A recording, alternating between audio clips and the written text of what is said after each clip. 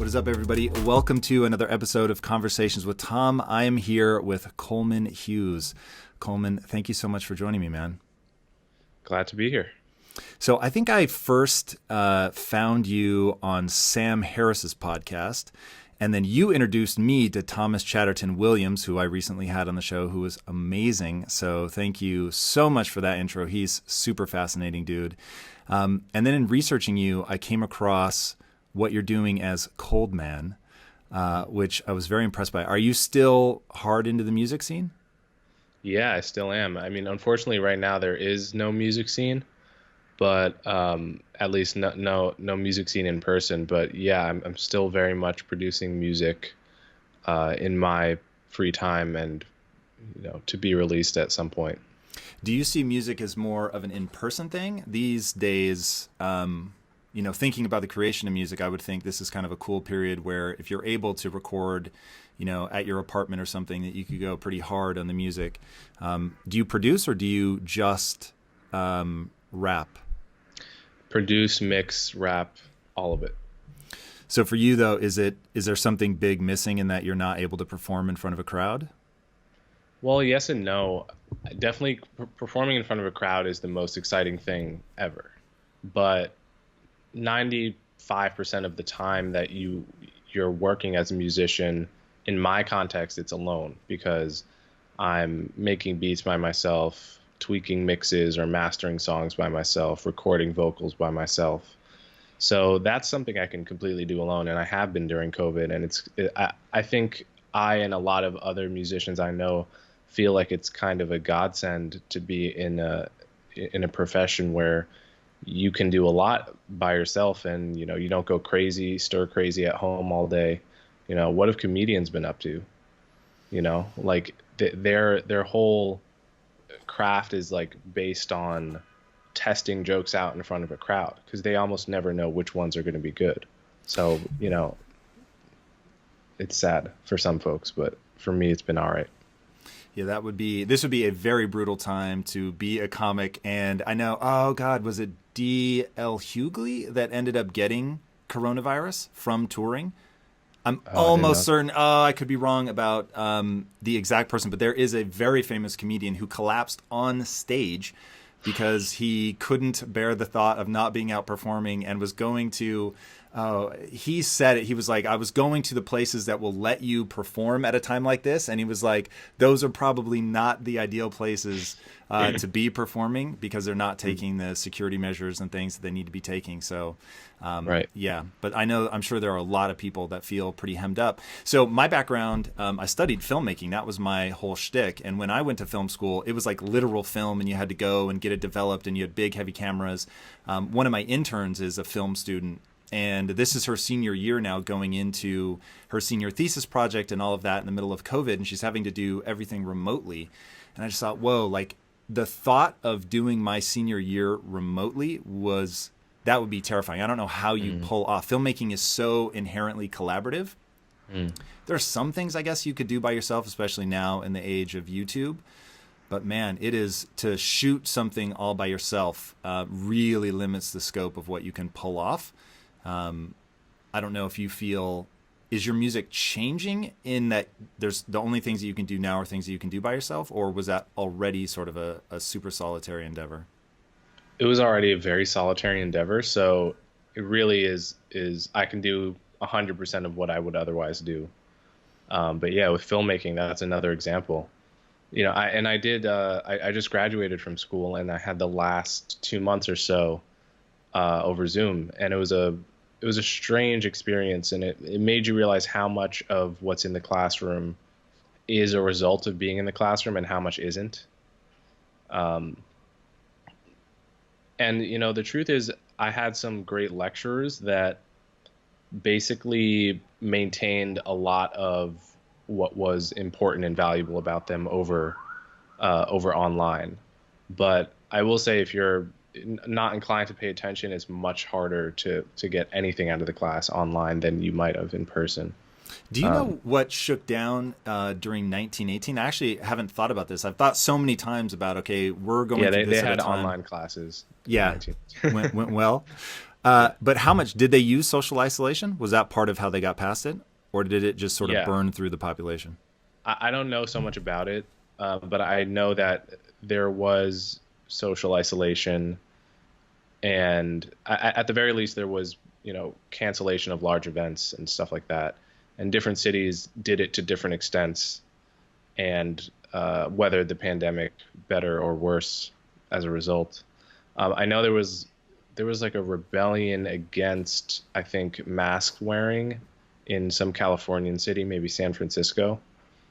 There was like literally a rebellion against the law that required wearing masks at one point. Do you know what the logic was? People were pissed off, I think. Just like, Was don't the tell me what logic. to do kind of thing? Yeah, I think so. Yeah, that's interesting in terms of the human propensity. So actually, I will say that one of the keystones of my personality is a real problem with authority. I was just talking to my wife about that in terms of what sort of driven me through my life. And I'll say that I always talk about how people that accomplish a lot in their life usually have some sort of sickness, in that there's something that pushes them so hard to keep going, even in the face of, detriment to your personal health, detriment to your social well-being. Like there's some animus that just keeps propelling you forward. And for me, it was really two things. One, my parents forcing me to do chores and to mow the lawn. And as a kid, I was just like, no one is ever going to tell me what to do when I'm an adult.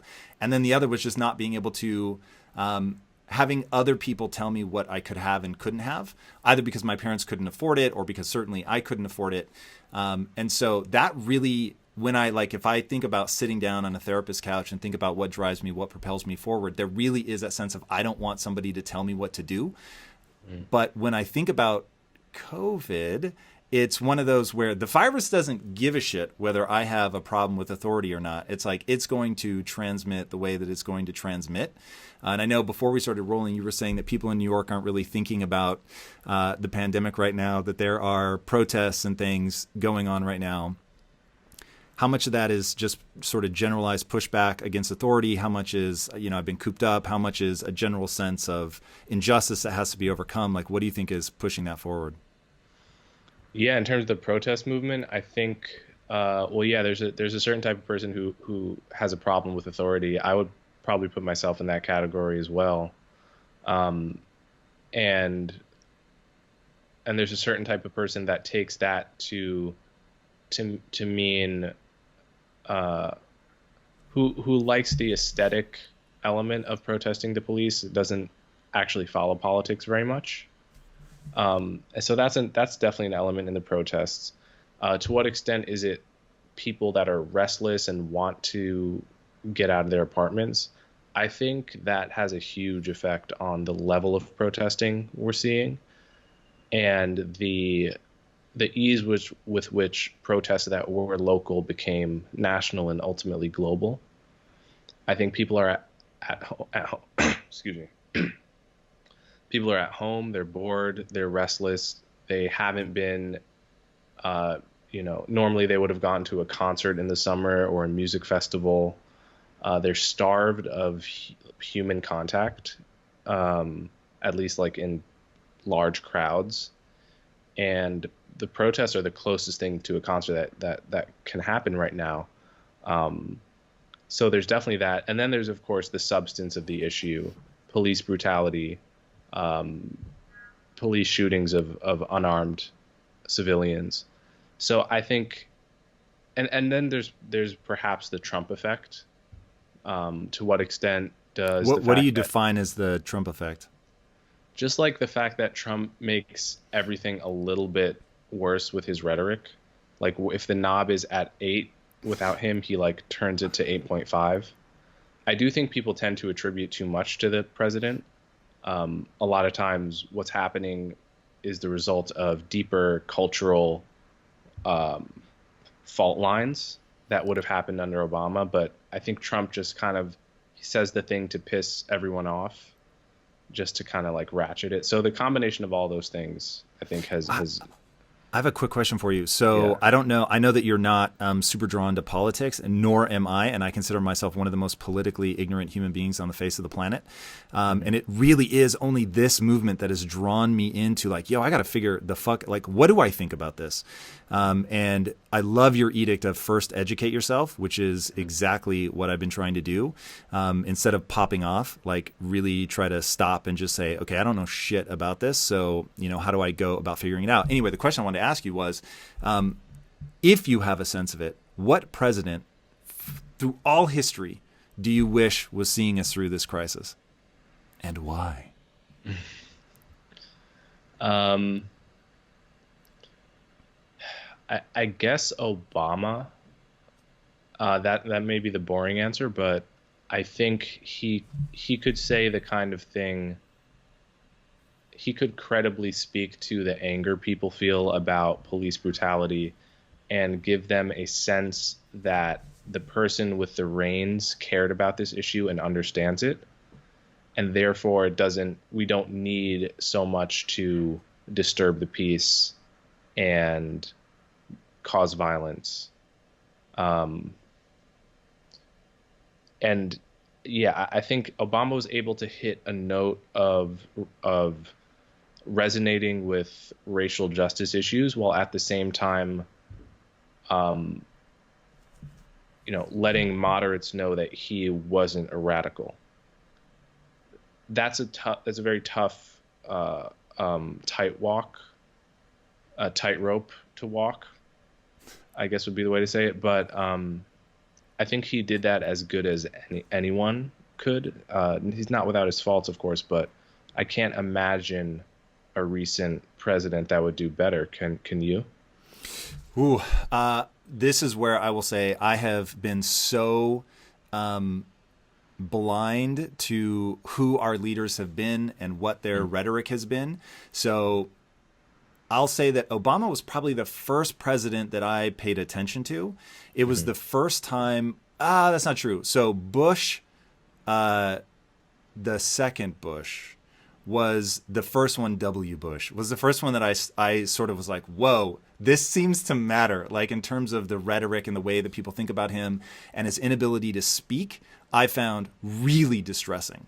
And I didn't pay attention to his policy, so I have no idea if that moved us forwards or backwards. But I was really unnerved by his ability or his inability to speak. And when Obama got elected, I was so stoked on that. And again, did not pay attention to his policies. I have no idea if that moved us forwards or backwards. But in terms of feeling good about who our president was, I felt really fucking good. I remember where I was when it was announced that he won. And it was very surreal because Jared Leto was standing right behind me at the airport. Just the most random fucking thing ever. But we were all looking up at the screen as it was announced. And it was just like there was a collective sense of euphoria, especially being in LA, which is obviously a very blue place. So that felt good. He was so suave. He was such a powerful orator, which is something partly because it's been something I've focused so much of my own time and attention on, the ability to communicate ideas, the ability to get people emotionally galvanized, I think is really powerful. And the ability to do that when you see it in somebody, and I'm particularly sort of emotionally swayable. So if somebody is able to, whip people up into a frenzy with their rhetoric, I'm sort of one of the earliest people to be swept up into that. So I was always very intoxicated by the way that he could speak, by how he made me feel about being an American. I always thought that was really fucking cool. So I will say, just out of sort of the exact reasons that you laid out, I think it's important to have somebody who can speak credibly, like you said, to the problem. I think is the way that we're going to get through this.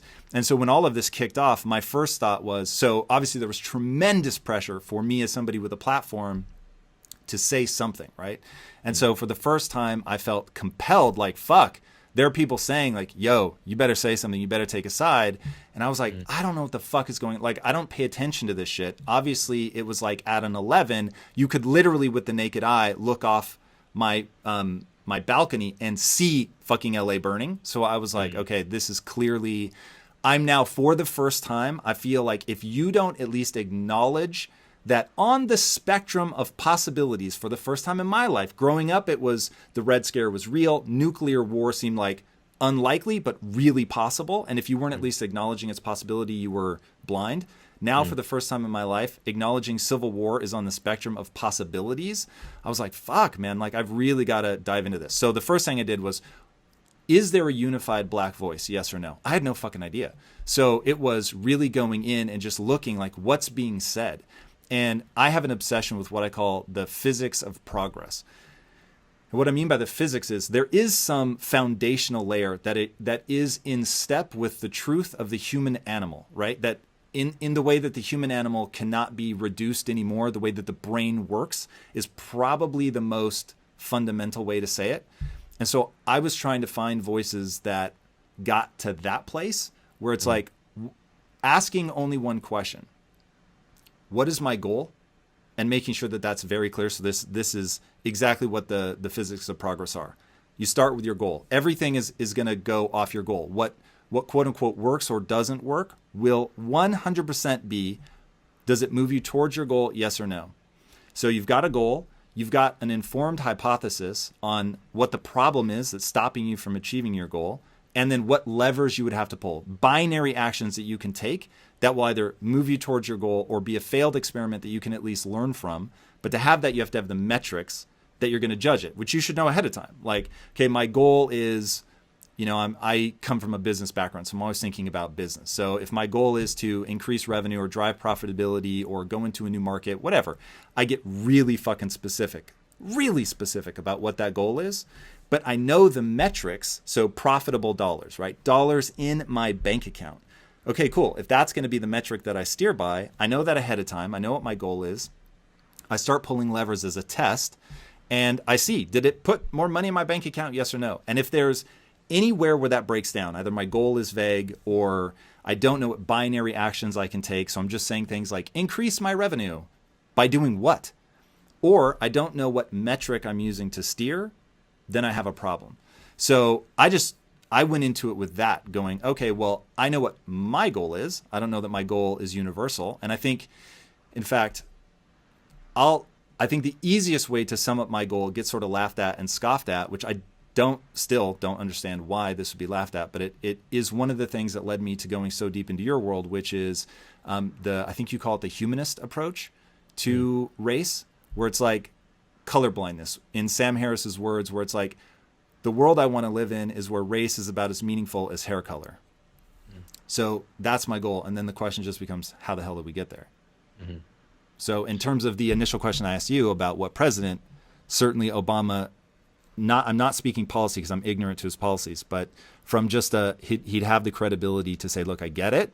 And now physics of progress, how do we actually move forward? Mm-hmm.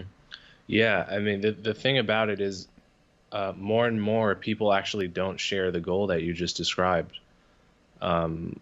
People seem to want to live in a world where my skin color and your skin color ought to have a huge impact on how we communicate as human beings. So if we're talking about race, the fact that you are, to me, a white looking person, that means you have to essentially kowtow to me. You are beneath me in this conversation because you haven't lived as a black person. You don't know what it's like to experience anti-black racism. If you've experienced prejudice in the past, it's been from a position of power as a white man. These are all the arguments that are being made right now, and that means I have a kind of epistemological authority over you. I know things that you can't know, and therefore, that asymmetry should inform this entire conversation.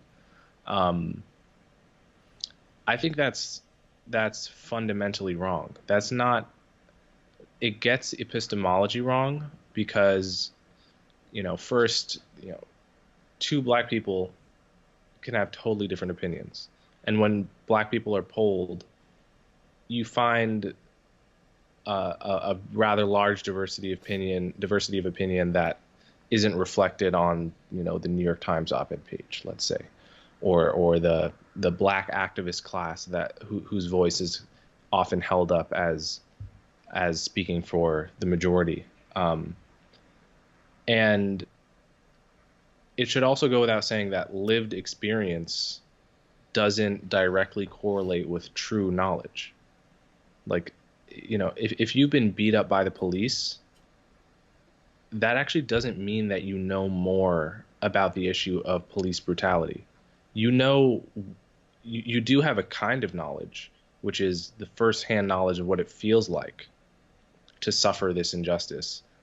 But it doesn't necessarily imply that you know the path forward better, you know what aspects of policy make sense. And, that I think we just have to insist on that, because ultimately we should want to live in a world where the fact that you have less melanin in your skin than I do doesn't put up needless roadblocks between us. And that I think it's a goal that people are very shy about right now. And it's a goal that's completely compatible with fighting racism. It is the opposite of racism. And increasingly today, the modern anti-racist movement is not so much a rejection of white supremacy as it is white supremacy flipped on its head. It's the notion that I would have some kind of authority over you in this conversation. That's not anti-racism so much as it is the opposite of the old classical racism. So I very much worry about that, and I worry that many of the solutions being proposed, the books that are on the bestsellers list that everyone's telling you to read right now, which will no doubt be pumped into the heads of our children at young ages in certain contexts, are all about telling you that race is super duper important. If you're white, you ought to follow a different set of rules, social rules, thinking rules, than if you're black. You can never escape it, no matter how hard you try. And I think that is a horrible recipe for a multi-ethnic society where we all have to live together. We're getting married to each other. We're becoming friends with each other, hopefully.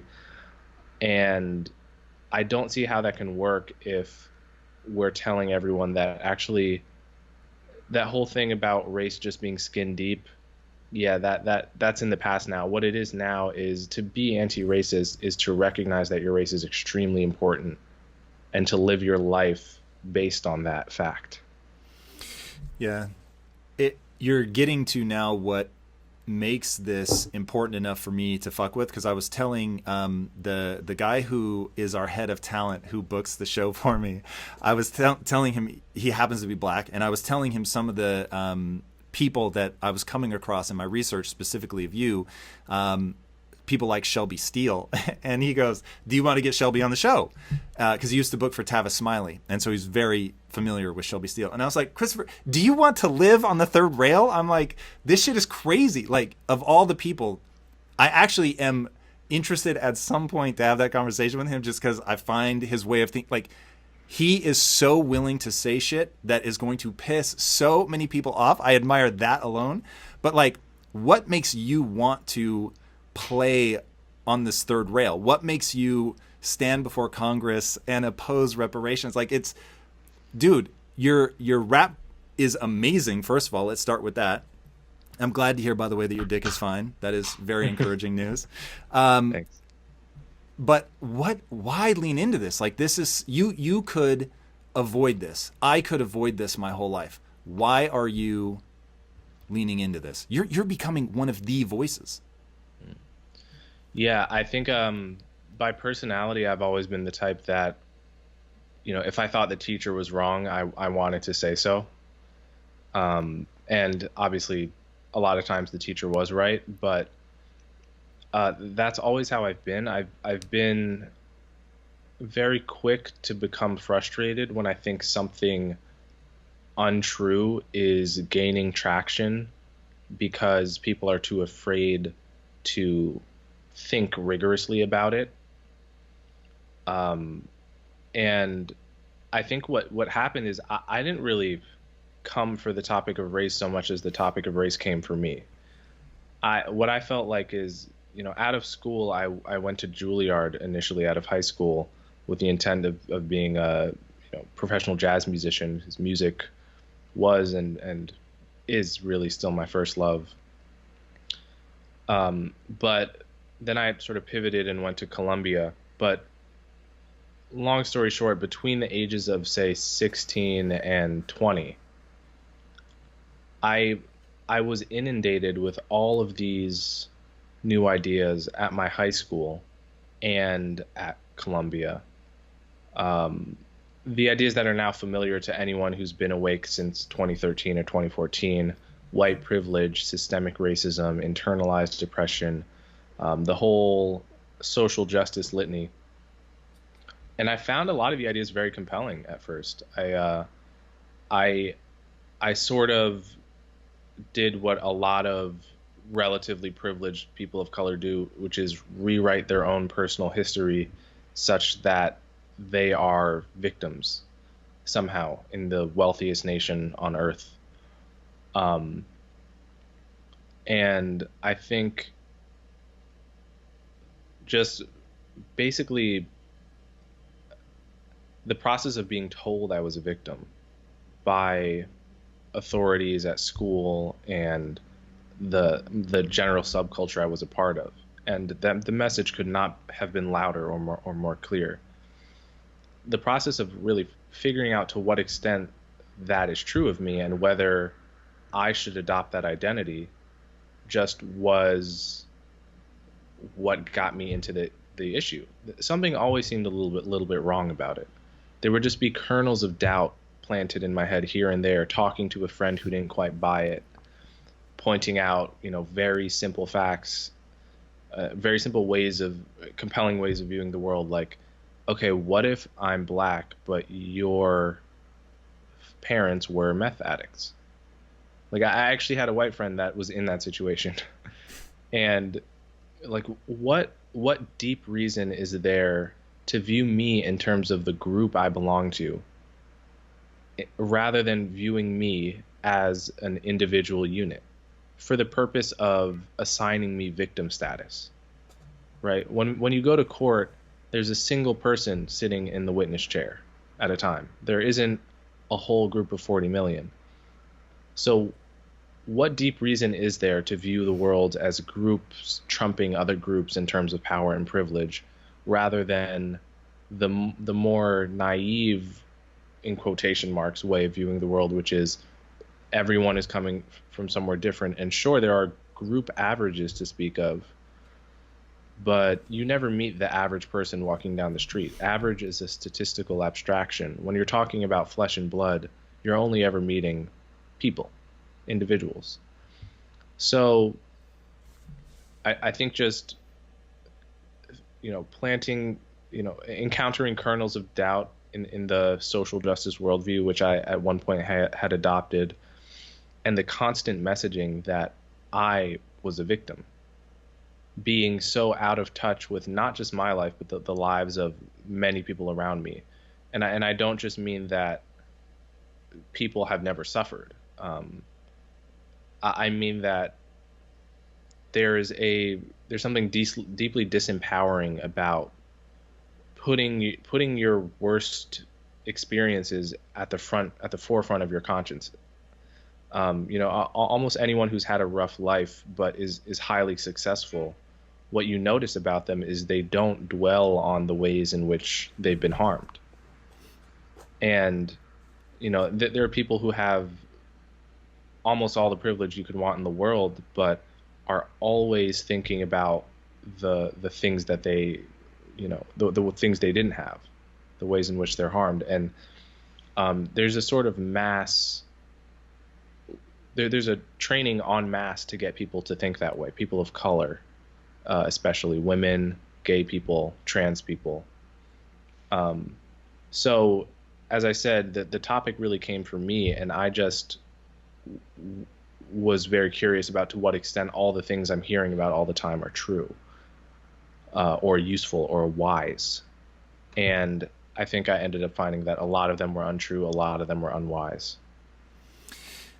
There's another part that I want to understand about you, though. Why is it important enough then that you're going to engage as fully as you have? You had everybody, if your own words can be believed, was telling you not to testify before Congress, for instance. And yet you still did it. Even in the middle of your testimony, there are people heckling you in the audience, which was already crazy. But then I have to imagine outside of that, and look, you've said that not so much in person because people aren't sociopathic like that, but in terms of the sort of mob online, people have, I'm sure, made your life at times emotionally unpleasant. So why do you care enough to dedicate yourself to this? Like, I understand why it's a problem for you. Now I want to know about the amplitude. Why is this particular issue of such amplitude that you felt you had to get involved? Well, yeah, I mean, I guess I have to go back to the same thing, which is just it is kind of a personality thing. Well, I'll give you my example, and then you can tell me maybe I'm just totally misreading you. Sure. So here's why it hit. So I have one core thesis in my life, the thing that I have chosen, and I do believe that it's a choice, that I've chosen to pour myself into and make the central meaning of my life. So for a while it was ending metabolic disease because my family struggled with morbid obesity. And then I switched what I was going to be focusing on because I was exiting the company. I don't want to spend a lot of time. I believe that what you focus on, what your meaning and purpose is all malleable, right? So Thomas Chatterton Williams talks about your very identity is malleable. Okay, so that's a base assumption that I have. We may have to get into the whole notion of base assumptions in a minute. But for now, so I believe identity is malleable. I have, long story, but I've spent a lot of time working in the inner cities, both as like a big brother to a kid that grew up in South Central, and then as an employer and having 1,000 employees who just grew up hard as fuck in the worst neighborhoods in Southern California that you can imagine. I mean, just the stories are fucking crazy. And so when you love somebody and you see them struggle, and this is definitely something that's sort of been a recurring loop in my life, when somebody I love, I see struggle, I can't help but ask the question, how do we solve that problem? So no bullshit, what would it take? So with morbid obesity, no bullshit, what does it take to end metabolic disease? Well, you have to make food they choose based on taste, and it happens to be good for them because we've spent plenty of time telling people, no, just eat vegetables and not Oreos and go to the gym. It doesn't fucking work, right? It's just, it violates a principle of the human condition. So, okay, well, if that doesn't work, what would work? Cool, make snack food that's good for them. Awesome. So I gave myself over to that completely. Then as I was coming out of that and wanted to get back into storytelling, I was like, what is a problem I give a shit enough about to tell stories about that thing that I could have an animus that I could feed into and that I would be motivated enough at a time like this where something happens and I find, whoa, it aligns with something I care about, and now I'm willing to actually say publicly what I think, even if that means that the mob turns on me. And for me, that was people that I love, their zip code is the most predictive thing for their future outcomes, just where they grew up. And that to me is far more about it's poverty, it's not race, but it happens to align largely, certainly in where I was working, with minorities.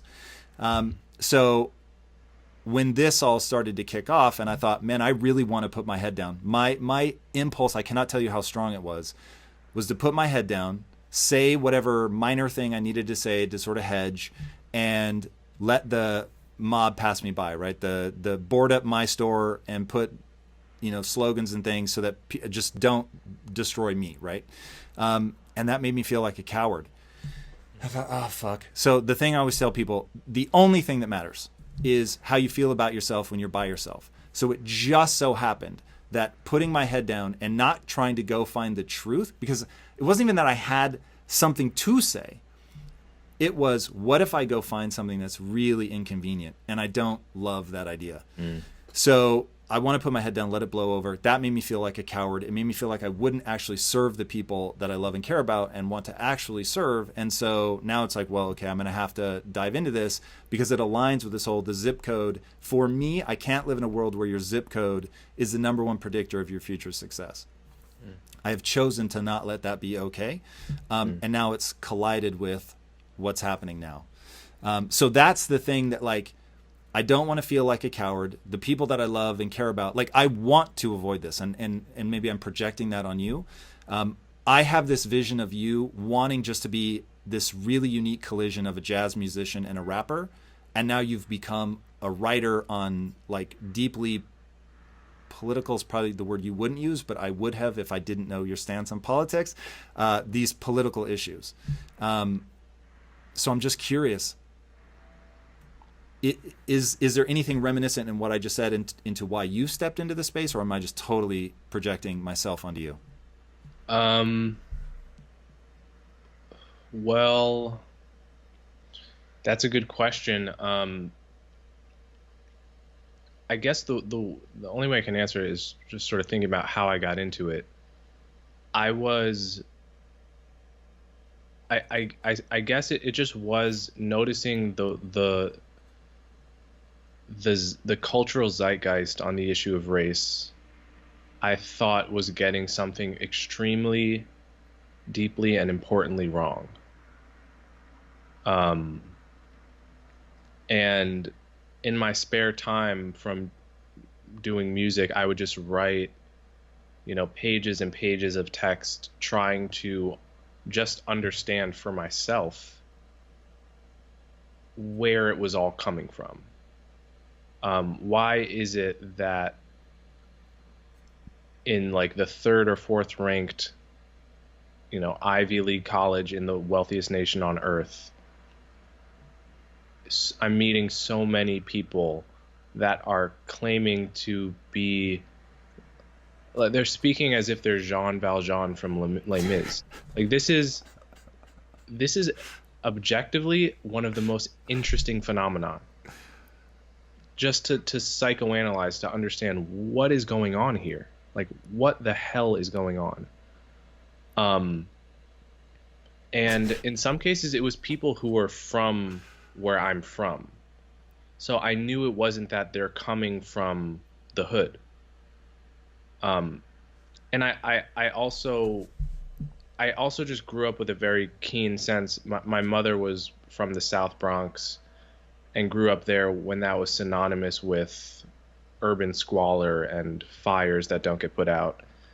And I was always, aware of the distance between that upbringing and my own, and what it actually meant to live in poverty and to live without privilege, and to, not eat breakfast and whatnot. And almost none of the people feeling themselves to be victims were from that background.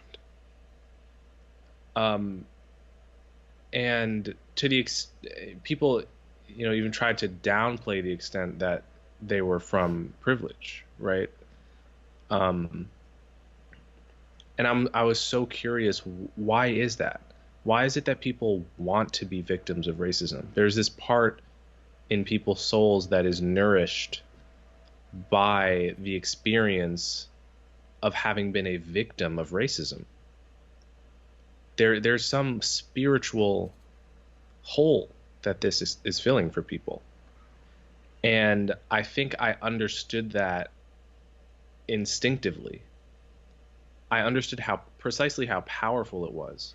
And that's what made me so worried about where it all could go. Because there was no internal limiting principle to this movement. It will never stop. It won't stop if and when reparations happen. It won't stop when, every politician or person has the correct level of melanin, when all of the policy proposals happen. It's a force that has no internal limiting principle. And I became worried about that because it seemed to not care about collateral damage. It seemed to not care so much about facts. And it was personal because it bore on my relationship with myself and with others. Was I a black person who, by virtue of blackness, was a victim and therefore can speak in certain ways and make claims on someone like you? Or was I Coleman Hughes with whatever particular background I had, and and my blackness is only relevant to, making jokes and applying sunscreen. So all of that mattered a lot, and I felt like there was something really wrong that almost nobody was talking about. That was I think really what, like if there's an elephant in the room, that's what I felt like. I felt like there was an elephant in the room, and nobody's talking about it. The emperor has no clothes would be the better analogy. And so it's really crazy making to be in a room where the emperor has no clothes and everyone's pretending that he does. That's the type of thing that makes one dedicate one's life to saying something. So that's the position I felt that I was in. Yeah, it's the emperor has no clothes is a really great way of saying it. And as somebody who I don't feel like I know what the emperor is wearing, and it's been so I am intoxicated by learning. So coming into this as somebody just on the outside being like, okay, I've never really thought about this because I had a default position that seemed so universally true and so obviously true to me, and that my life experience had taught me was obviously true, that I thought it was merely that one needed to utter the words, and that the problem I was facing was one of people had not encountered the idea. And because they had not encountered the idea, I simply needed to make the idea known to them. So I'll be specific. Working at Quest, which is where I had 3,000 employees, 1,000 of them group hard as fuck. And I thought, I began to realize we have a mindset problem. And I'll give it to you really quickly. So we were growing so fast. We grew by 57,000% in our first 3 years in manufacturing. So that's people, dude. You're just people. Square footage, equipment. It was fucking crazy. It wasn't like software. We have the same 8 people that build Instagram and you sell for $1 billion. I mean, this was just fucking people.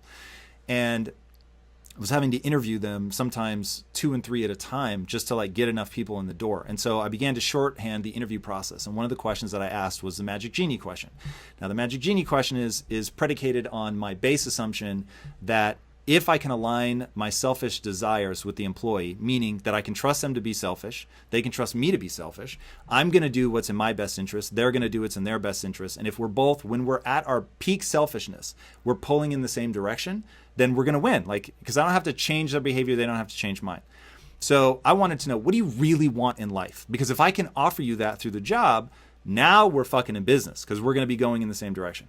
But if what you want is something I can't offer, then I want to tell you that up front. So anyway, Magic Genie question was, you can get one wish. Can't ask for more wishes. Can't bring somebody back from the dead or cure cancer. It's just something for you, because I'm trying to figure out what you actually want.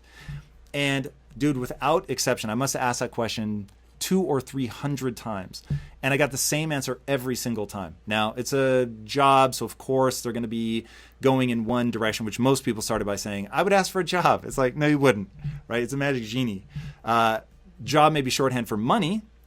So I get that I was sort of leading them down a primrose path, but ultimately every single one of them said $1 million. And I walked away from that going, that doesn't make fucking sense. Like, this is a Magic Genie. Why would you ask for $1 million? Why don't you ask for an unimaginably large amount of money? And then I realized, oh my God, for them, that is an unimaginably large amount of money. They didn't ask for $1 trillion or a machine that printed money that would always be accepted for all time by anybody. They asked for $1 million. And I'm like, in LA, you can't buy a fucking house for $1 million. This is crazy. So I was like, oh my God, like I need only give them this more expansive view of what's possible. Like, hey, aim for the stars, and if you fail, you or whatever the fuck, aim for the moon, and if you fail, you land in the stars, whatever the phrase is. It's like if you're aiming so big, even a failure that is only some fraction of that is still far better than when your goal is small. And so I was so hyped, and I'm telling everybody this, and I'm like, I will come in early. I will stay late. I will teach you anything you want to know about entrepreneurship, anything. I will teach you how to build a competitive nutrition company. It was just like, I wanted to teach them anything, because if they were aligned like that, and it actually did work, but in terms of true life transformation, it only impacted about 2% of the people. So I start getting really frustrated with like what's really going to have the kind of big impact. But anyway, that's beside the point. My main point is this. So I thought I need only utter the words and this will change everybody's life. So I thought, okay, what took me from scrounging in my couch cushions to find enough change to put gas in my car, because that's where I was in my early 20s, to building $1 billion business and having just extraordinary financial success?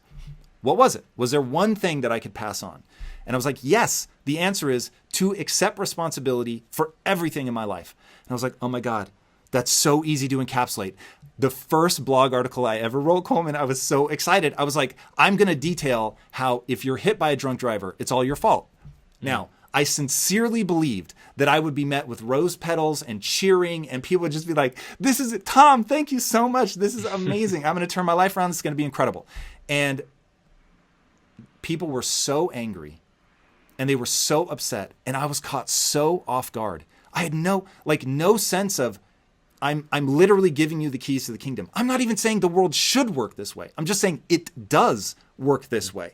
And if you take responsibility and say, hey, my life is an exact reflection of my choices, even if that's a lie, even if it's a lie, it will empower you in a way where you will now act in a fashion that will be so advantageous that even if it isn't true, it will propel you forward, because it gets you to act as if it were true, as if you could control everything, and it will move you forward. And it's like, I feel like if I give people two choices, hey, you can control everything or you can control nothing. It's your choice, but you only get to pick one. Which would you choose? Now, if people and of course people are going to say, oh, it's a false dichotomy and all that. And I'm like, fucking hell, do I really have to argue that point? Yes, of course it's a false dichotomy. I'm just saying, if you're going to err on one side, err on the side of personal responsibility is what matters. The backlash I have gotten over that, it knows no bounds. And I am still to this day beside myself with surprise that people wouldn't rather that be true, and to try and see if that would help them. Yeah, you made a few really good points there. One, I just want to go back to what you said at the beginning, which was that they all asked for $1 million. I think it's one of the biggest problems with growing up poor is not necessarily the lack of things per se, lack of material objects, but the lack of imagination that you grow up with, that your world is about this big. So when my mom grew up, she was a brilliant woman and got into Stuyvesant, but she didn't apply to college. And the reason she didn't is for no reason at all. It's because she just didn't know anyone who had been to college. I think if you grow up with people constantly telling you can be president, and more than the rhetoric, because talk is cheap. If you grow up seeing people doing amazing things at every level of society, seeing people in corporate jobs, seeing people who've been to college, you grow up with all of these things being normalized. You fail to appreciate the extent to which seeing those people enabled you to think that was possible for yourself. And that, I think that's the logic behind the idea of a role model, which can, it can feel like nonsense advice to say, oh, we need more role models. But do you think that sounds like nonsense advice? Because that sounds super fucking powerful to me. I think it sounds, that's exactly what I think. But it can sound like an unactionable thing. Like how do you form a policy around that? But Well, so let's drill down on that because I think this may, and again, I want to just really fucking stress. I don't feel like I have deep wisdom here. I feel like I have a way of thinking that is extraordinarily useful. What the outcome of this line of thinking will be, I'll speak to in 3 to 5 years when I feel like I actually have my head wrapped around this. But it does not seem, and this is straight from Thomas Sowell, and I know a lot of people just fucking debunk him or ignore him or deride him, however you want to think of it. But he's so just like stats driven. And he's like, look, political power does not lead to the outcomes that you want. Like, look at any group. Like, stop looking at it by race. Just look at any group that pursued economic well-being through politics. They all lose. They all lag behind. And it's people that pursue it. And again, this is Thomas Sowell, so he had the data to back it up. I have not memorized any of this stuff, but the punchline seems so self-evidently true to me. The people that pursue it through direct economic well-being through entrepreneurship or business, they win over and over and over. And it seems like the moment right now is all defaulting to policy. And so to me, going back to the physics of progress, okay, cool. That seemed like a valid experiment to run. Let's try policy, get political power, change the policies, and then see what outcome, right? Because we should know what the metrics are that we're going to judge success by. That experiment has been run by other groups before now, and it doesn't seem to have worked. So why do you think people lean so hard into policy, even though the evidence is there saying, hey, that's probably not the fastest, most effective way to get the kind of economic well-being you actually want? No, I think that's the point you're making is so important and deep, and it lies at the foundation of my views on this subject. I think it's the kind of thing that if you never read Sowell or Jason Riley or a few others who've written about this, you'll never question your unthinking assumption that the way groups advance is by getting political power and then securing policy that is favorable to their group, which then uplifts them. That seems like too obvious to even be worth noticing that you believe. But then you just look at the history, forget people of color, just look at the history of different white ethnic groups. And, the Irish show up at the bottom of every social indicator, from crime to alcoholism to poverty, relative to, the Germans, say. But the Irish are the ones famously dominating politics. And then you see the same pattern show up in other countries where the groups that are dominating politics are the ones at the bottom of society, and their domination of politics it insulates them against discriminatory laws, but it doesn't actually create wealth. And then you see the groups creating wealth today. I mean, Asian Americans. There are lots of very poor Asian American groups in various pockets in the country, but on the average, higher incomes than white people. Native Asians that are born here have higher wealth than white people, and they don't even have enough political power to get rid of laws that discriminate against them, such as affirmative action, for example. Asians have very little political power in this country. And can anyone even name more than can anyone name enough Asian politicians to fill up one hand? Can the typical person do that? No. Black politicians, it's trivially easy. So I think people have a deeply flawed model of how groups advance. And that's a fundamental difference between the way I think about the world and the way the modern anti-racist movement thinks about the world. And I'm pretty sure that I'm on the right side of that. I haven't seen super compelling evidence for why it is true that you should have a politics first view of the world, view of group advancement. I haven't seen the evidence, but I'm open to it. Yeah, I'm the same. So my thing is, I'm just obsessed with what actually works. So in business, I call it no bullshit. What would it take?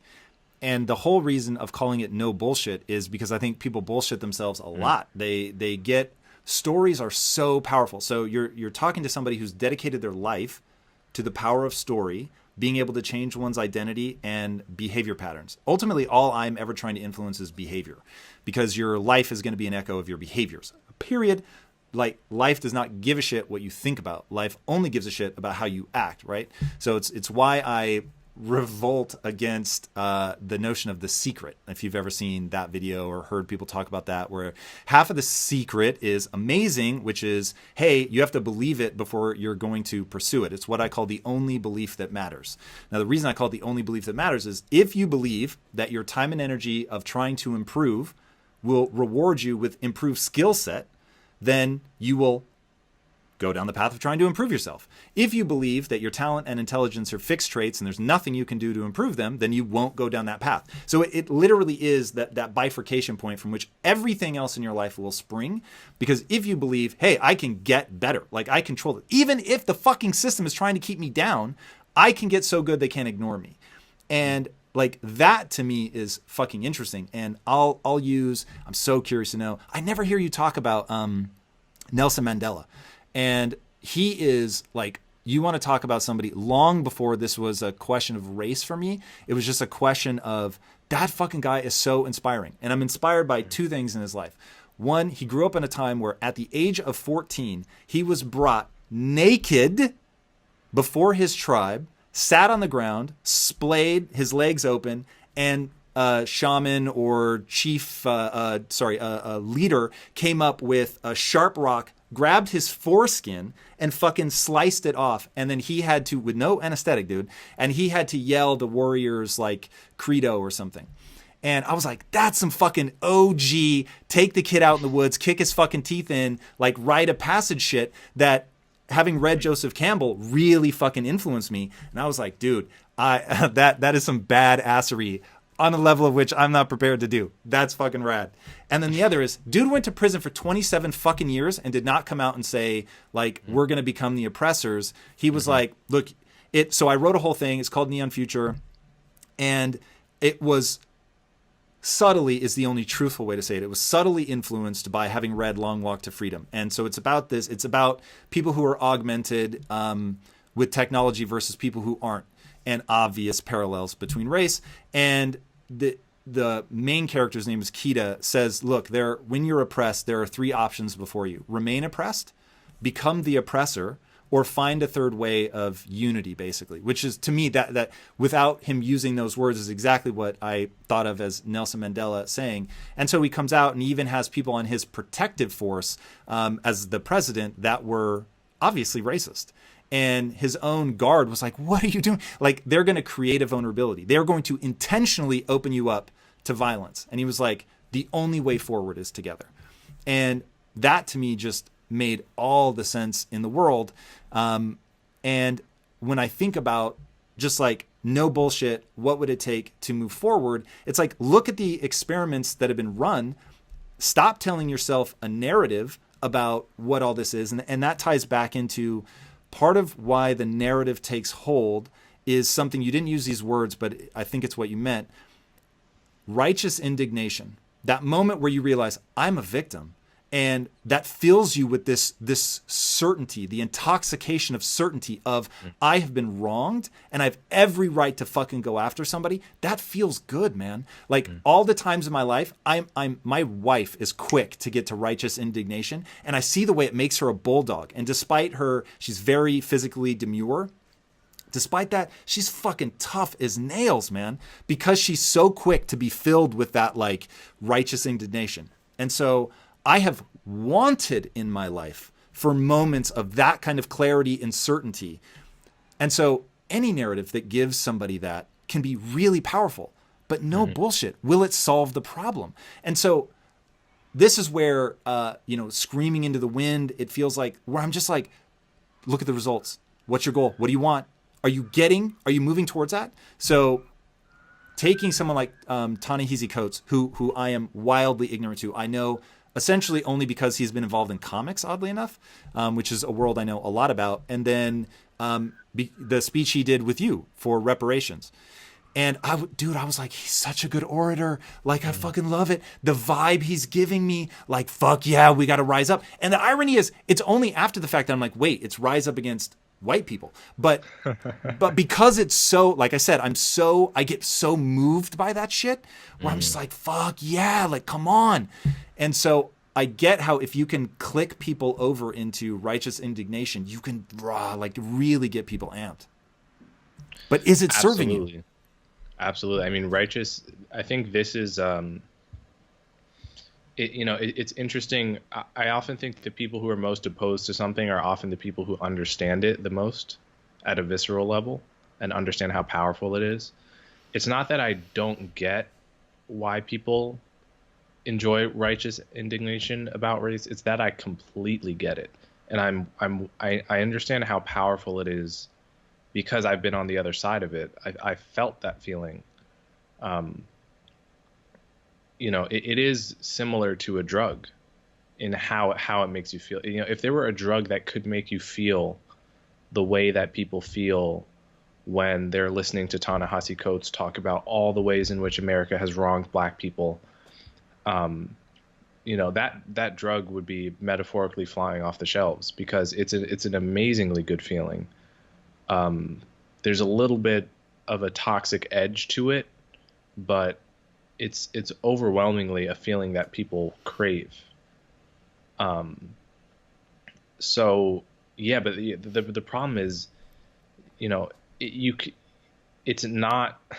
need not ever be aligned with reality. You can feel, I mean, the easiest way to see that is the fact that white supremacists feel that same feeling. I have to imagine, right? When they're thinking about whatever it is white supremacists think about. So that feeling, the Nazis felt that feeling. That feeling is a human universal, and you cannot trust it. It's not to say that it's never right. Often it is right, and there's something important about it too, because it's an impetus for change, where let's say the inertia of society is to remain at a status quo. You need that moral outrage and righteous indignation to even really want to change things, and change is needed sometimes. So how do we make sense of a feeling that was being felt by civil rights protesters in the early 60s, but is also felt, an emotion that is also probably felt by white supremacists and Nazis? How do we go about trusting or mistrusting a feeling that is so present at the best moments in history and at the worst moments in history?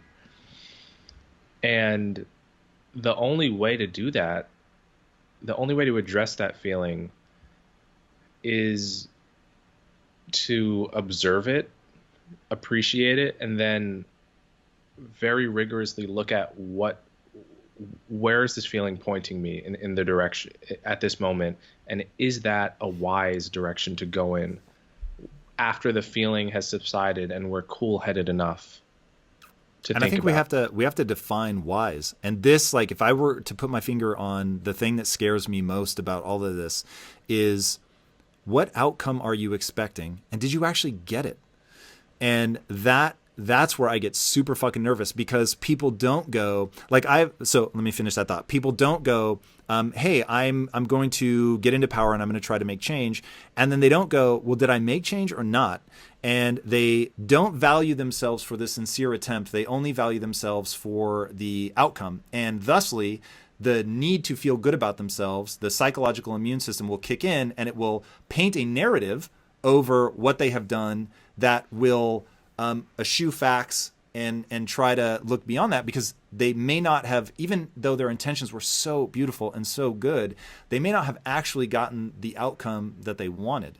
And so being able to go, okay, cool, I'm going to say ahead of time, here's my goal, here's what I'm trying to achieve, here's the metrics by which I'm going to judge that, And at the end of all this, I'm just going to look and say, did the things that I tried, or hopefully even along the way, so we're just adjusting course, are we actually getting where we want to go? And that's where I find that people just fall back on rhetoric. When I first found Thomas Sowell, I was blown away and really unnerved by the video that I was looking at. Looked like it was filmed in the 80s.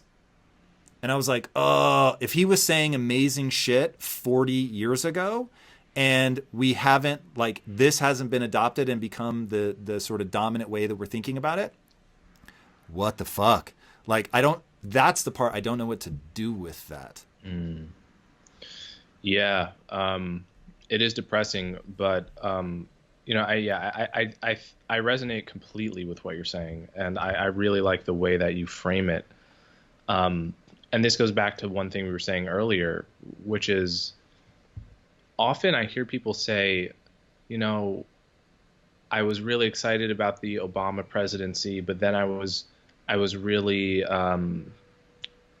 dismayed to find that after 8 years, we were still struggling with the same problems of racism and police brutality and so forth. And then I think to myself, so why haven't you updated your worldview to accommodate the fact that Obama didn't solve things? Why didn't you come out of that experience with a new belief that presidents, with a you know, a recalibrated sense of what a president can do? But I think they did, man. I think the recalibration went like this. And now I am wading out past what I actually understand, and I hope you will give me the grace to be thinking out loud right now. But I think it went something like this. Oh my God, this is amazing. This is going to solve our problems. Dude, I felt that so palpably when he was elected. It was so exciting. And then it doesn't solve the problem. And you go, I knew it, man. The system is so fucking racist that even with a black president, you can't overcome this shit. That there is something so insidious and so it is so wormed its way into every fucking glance, interaction, everything, every policy, everything, that even a black president won't be able to overcome it. And so now you have where literally this is part of what gives me the animus to grab a hold of the third rail and like make my life. And my wife didn't know what that was, by the way. The third rail in the subway system is the thing that carries the electricity. So if you touch it, you die. So when I say the third rail, that's what I mean. But the thing that draws me to that is, now, if that is your base assumption, I alluded to base assumptions earlier. If your base assumption is, the very structure of Western society is such that even a black president can't overcome the inherent racism, you must burn the system down and start anew.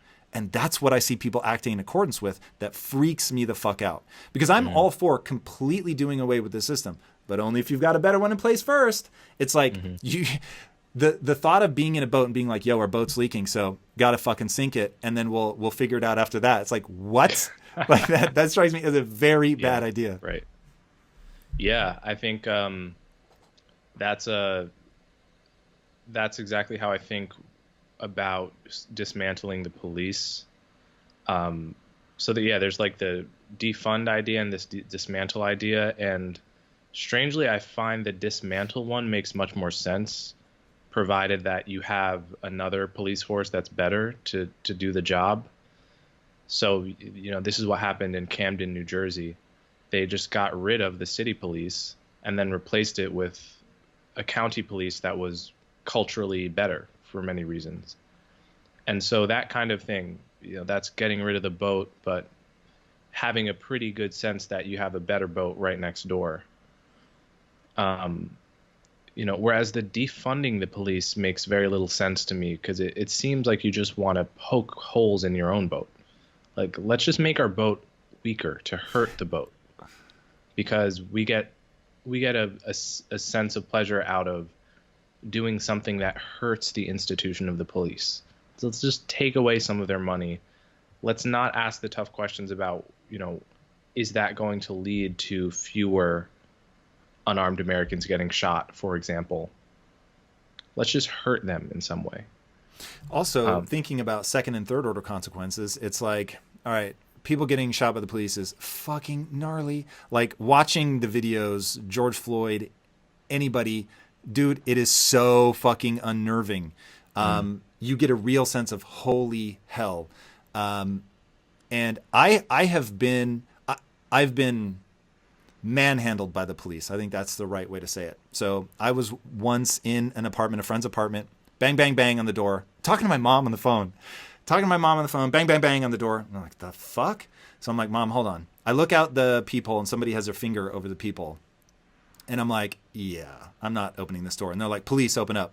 And I'm like, yeah, right, man. And they're like, look, somebody called 911 from that apartment. I'm like, no, they didn't. I'm here alone. And they're like, okay. And they leave. So I'm back talking to my mom on the phone. And 3 minutes later, bang, bang, bang on the door. Open this fucking door. We're going to break it down. I'm like, what the fuck is going on? So I go and look out the door again, and I realize, oh, nobody had their finger over it. I'm actually just seeing the other wall because they're not standing in front of the peephole. And so I'm like, dude, I'm not opening the door. I cannot see who you are. So I got this. And then they duck back out of the way. And like really fast, I could see, okay, they are wearing a uniform. And my mom goes, or I said, hey, give me the number. I need to call and verify that this is really the police. And my mom's freaking out. She's like, absolutely not. They're going to give you a fake number. Like, don't open the door. So I'm like, fuck, what do I do? And they're like banging on it. And they're like, if you don't open this fucking door, like we're going to battering ram it down. And I'm like, Jesus, man, like this is getting real fucking freaky. So my mom comes up with a brilliant idea because there was no chain on the door. She goes, okay, put the phone down, put all your weight against the door and just open it a crack. So I'm like, okay, cool. I'll do it and I'll check and see if this is really the cops. I put my weight against the door, open it a crack, boom, they kick the fucking door in. I go flying. They grab me, arms behind my back, boom, face down on the bar that happened to be there. And they're like, you better fucking hope everybody in this apartment's okay. And I know everyone's going to be okay because I'm the only person. And they're like searching the apartment and they come back out and they're like, man, you're fucking lucky that everybody, or, you know, that there's nobody here. And I'm like, what is happening? First order consequences. You can reduce the police brutality. You can reduce police shootings. But by defunding the police or, you know, whatever the strategy is going to be, what's the second and third order consequences? Do other crimes go up? Does violent crime go up? Robbery, homicide? Like I'm not in any way, shape, or form trying to make light of the horrifying reality of police brutality and what it felt like in that moment to be like, I can't stop them. They're going to do whatever the fuck they're going to do. And I am literally, there was 4 of them, I think. They're going to do what the fuck they want to do. And there's nothing I can do to stop them. And that is a really icky feeling. Mm-hmm. But it's also gnarly when it's a mob of, in fact, it's probably more gnarly to face a mob of just normal people that are angry, that especially if they're armed and living in America, that's like a real fucking thing. That's more terrifying because they feel like they're not like anchored by anything. You know, at least there's some accountability with the police. So that's where I start going, yo, we have to really look at what's a knock-on effect that we might not be thinking of on its face. Yeah. I mean, we've already seen crime go up in New York. Homicides are way up. I think there are ways. So like on the one hand, there are ways where less police just does lead to more crime. I think, unfortunately, I think that is a true fact about the trade-offs of civilization. But I do think, you know, there are ways where you can have both at once, where you can get the police out of doing certain kinds of work without the crime rate rising. So I think we have to, you know, have, as you would say, no bullshit, you know, conversations about what are the areas where we can really get the best of that trade-off, where we're not losing one for the other. And then at the same time, we just have to realize that there are situations where the trade-off just is there. And we have to find a way to live with the balance that we can live with. I mean, at the moment, I think there's an under discussed problem of homicide and murder. Those are synonyms, of course. I can feel you preempting the YouTube comments. Yeah. Does he not know that homicide is murder? I mean, I think, as you say, when you see the video of a cop doing something horrible to someone, George Floyd, it is just gut-wrenching. And without at all minimizing that, there is a separate problem of people murdering other people. And it's a problem that is it's non-existent in most places, and then extremely existent in certain pockets, certain corners of the country that most people would never live in, much less even drive through. But it's real, and I think it should be viewed as a central problem, not as an afterthought or a way of distracting from a separate conversation, but it should be viewed as, I think of the analogy to the campaign against drunk driving in the 1980s. You had Mothers Against Drunk Driving, and just a kind of national, reckoning on this issue where people are trying to combat it culturally, legally, etc. And I think, why can't we have some kind of movement like that, which is addressed to homicide, which is, after all, the leading cause of death for Black men in their 20s. That's and it need not be a racialized movement, right? The whole point is that skin color doesn't matter here. We have a huge issue, and it's uncomfortable to talk about for some people because the perpetrators are overwhelmingly Black as well. But to me, I think all of that is a distraction. Ultimately, we have an issue of life or death, and we need some kind of movement around it that is compassionate and at the same time fact-based and goal-oriented, because we've just learned to tolerate this as a society, and I think we have to stop tolerating it.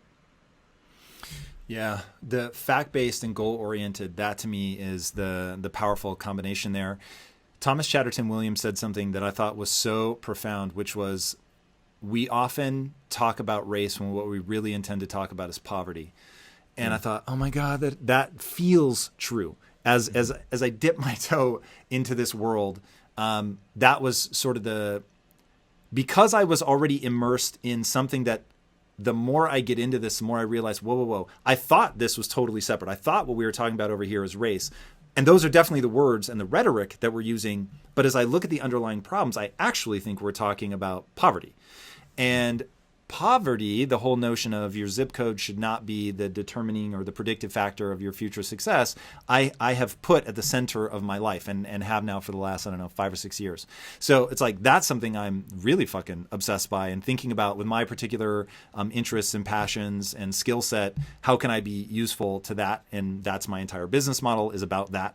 And as I go into that, if we start playing the no bullshit game and say, okay, this is actually more a question of poverty, because when I think about the crime rate or homicide being the number one killer of Black men in their 20s, if you ask the question, why is that true? Do you think, to me, it seems to lead to the notion of honor. And I'm curious if you think that's a big part of the underlying cause of that poverty has created these honor societies. Yeah, I think that, I don't want to say with too much confidence that I know what the cause is, because it gets into a very, I think you're right that a culture of honor and like, you killed my friend and I'm going to kill yours. That has been very normal throughout human history. That's been, in a sense, it's weird that we live in a culture where most Americans don't feel that way, where if someone kills, someone close to me, I expect the police to deal with it, even if I may have personal feelings of anger. I do think there has always been a tradition, particularly in the American South, of you do it yourself.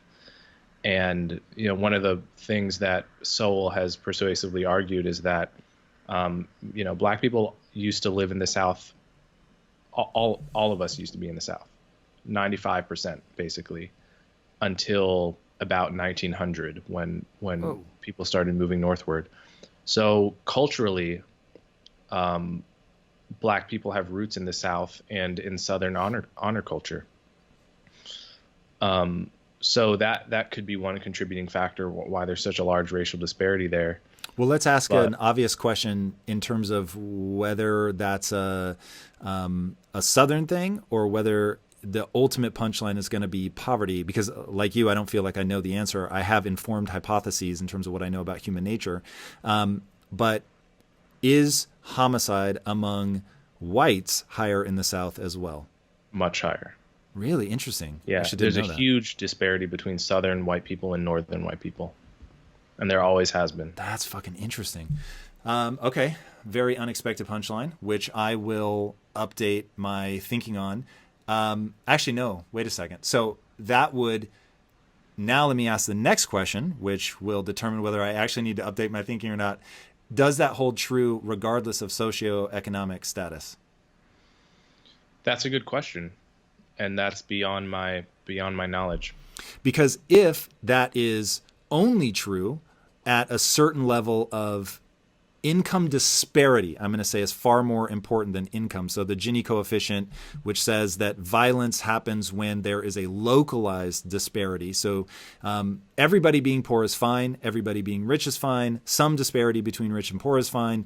But when the disparity is too great, people no longer believe that they can cross that chasm. And when you don't have socioeconomic mobility, then the only way to gain status for young men, who of course are trying to do that to get access to women, is going to be through violence, right? So again, this is no bullshit. Is all about breaking things down to that the physics of how a human is, and just thinking about that. And so, if all of that is true, and you have, as people's economic power goes up, their interracial violence goes down, then or intra-racial violence, sorry, is actually what I meant, goes down, then this is a poverty thing and not a race thing, and not even necessarily a Southern thing. That's interesting. So we're at the sort of edges of what I actually understand. This is something to really think through, but I'd be so curious to see the actual breakdown of the data on this to find out if this is breaking on racial lines, economic lines, north-south lines, because my gut is the data will already give us the answer that we seek. We just haven't looked at the right data, or whoever has looked at it doesn't have a big enough platform. Yeah, well, then there's the problem of which, when you find the two things are correlated, which one is causing which. So, and then it gets tricky because often the causal arrow is going in both directions at once. So like high crime may be caused by poverty, but poverty may also be caused by high crime. And they become reciprocal at some point. It's a positive reinforcing loop, like birth, or like labor, excuse me. So it's like once labor starts, there's no unwinding it, right? Whereas the shift. So this was told to me by a neurosurgeon, and I had never heard of the terms a positive reinforcing loop and a negative reinforcing loop. So negative is going from the parasympathetic nervous system to the sympathetic, right? Fight or flight versus rest and digest. As you go into the parasympathetic, you will calm down the sympathetic nervous system. So that's why meditation is so powerful, because you can't be both like fucking freaking out and agitated and calm at the same time. It doesn't work. They're a seesaw. Whereas labor is a positive reinforcing loop, where the more you're in it, the worse it gets, the more that you're moving towards just birth is the only way to end the cycle of labor. So all the things that are going on neurochemically and physiologically in the body, it does end in birth every single time. And that is interesting. So I think they get into this positive reinforcing loop where either the more violent you are, the poorer you become, or the poorer you are, the more violent you become. And it just, at this advanced state, it doesn't matter anymore what came first. It only matters how do you interrupt it. Yeah, exactly. I think there's a lot of vicious cycles that we have to interrupt right now. Another one that comes to mind is how are we going to increase the quality of police forces? There are a lot of bad cops. We can disagree on how many racist cops there are. I think there are racist cops, no doubt. I tend to think there are fewer than the typical Black Lives Matter protester might think, but beside the point for here, there are a lot of bad cops that are not good at their jobs, incompetent. How do we change that? So one problem is that not that many people want to become cops to begin with. There is a small initial applicant pool. And what that means is, given a certain number of cops we literally need to maintain a society, the typical cop is going to be of lower quality than if there were more applicants. What is the current cultural moment going to do to the number and the quality of the applicant pool?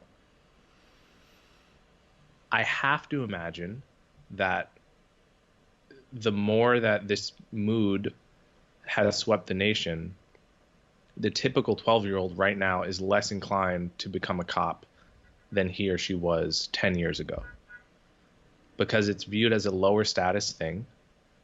You risk being demonized even if you're good, and if you're a black person, you might be viewed as a sellout or a traitor, which has been true for a long time, but has never been more true, I think, than it is now. So what that means is, the type of person that becomes a cop now is the type of person that's comfortable or more comfortable with all of those assumptions about him or her, which might attract the wrong type of person. And there might just be fewer such people to begin with. So in the medium term, that might create more bad cops. Like, it might degrade the quality of the average cop. And then we might end up seeing more police brutality, which will lead to more outrage, which will make becoming a cop even less attractive. I don't know if we're really in that vicious cycle yet, but it seems like an obvious vicious cycle to avoid before we get in it.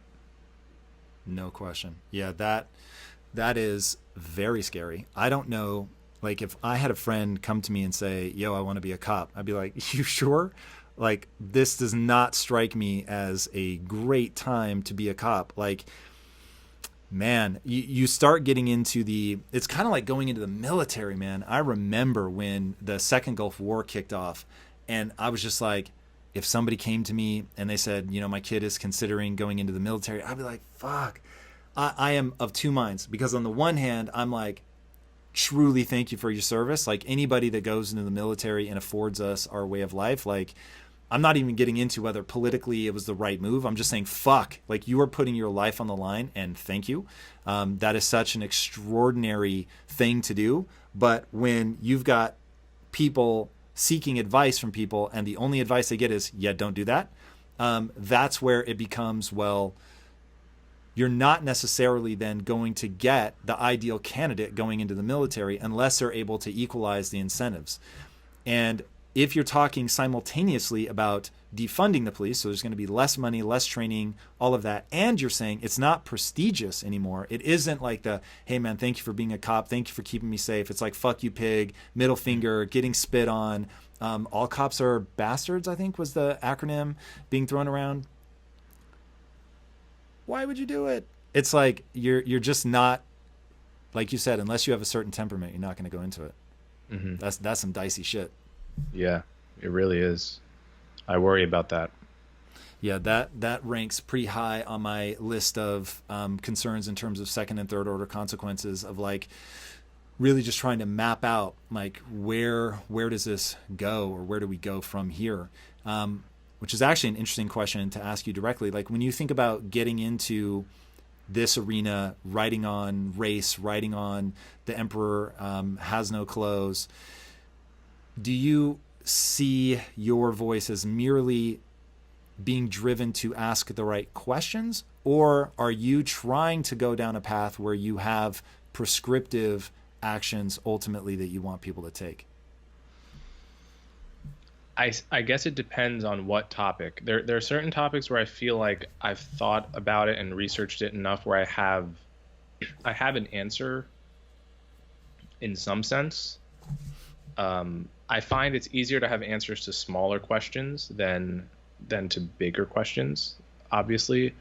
If there's some small policy issue that I've gotten obsessed with, and I think, like, streetlights in public housing reduce crime at night by like 30%. Like, we should do that. It's like an easy thing, and you never think of it, but like, that's an awesome small innovation that would just help society. That's like an answer that I have, but it's small. It's not small to the victim of crime in public housing at night, but it's not the big question. To the big questions, I often don't think in terms of solutions. I think, and that's something I've definitely gotten from reading Thomas Sowell. There are these inherent trade-offs in society that are just baked in to the fabric of reality. And I always am trying to get myself and others to understand those trade-offs, and to understand that, we will never get to zero on any of these problems. And there are reasons for that are baked into human nature. And by that you mean zero racism, zero murder. Yeah. We will never get to zero racism.